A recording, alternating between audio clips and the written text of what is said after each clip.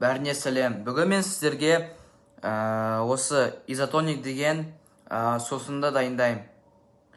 Осы изотоник үшін маған тұз қажет, содан кейін қант қажет, содан кейін осындай жарты литр су қажет и лимон қажет. Енді осы изотоникті қалай дайындаймыз? Біріншіден, сен осы тұзды аласың да, и осындай бір чайный ложканы қоясың. Осы жерге сенің суына. Су комнат температурасында болу керек. Саласың тұзды. Содан кейін 4 столовый қант, 4 столовый ложа керек. Осы қанттан біреу, екеу,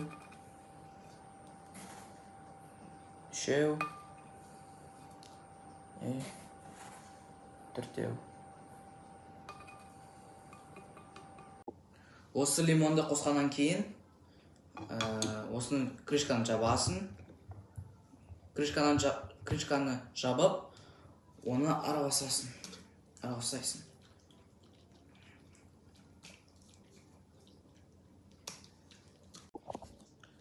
Осыны араласқаннан кейін осы сусын дайын сол. Енді ішсек болады.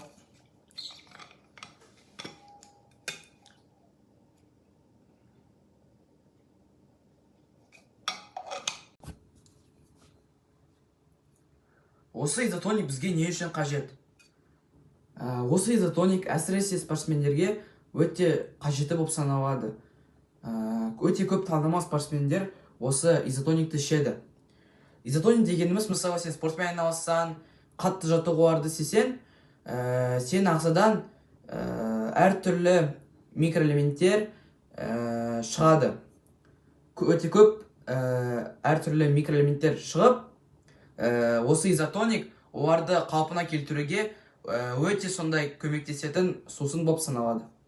Осы изотоникті сен әртүрлі магазиндерде сата аласың, бірақ та егер мысалы сенде ақша жоқ болмаса, немесе де басқа деген проблемалар болса, сен сондай мен көрсеткендей осындай өте оңай және де өте пайдалы изотоникті жасай аласың.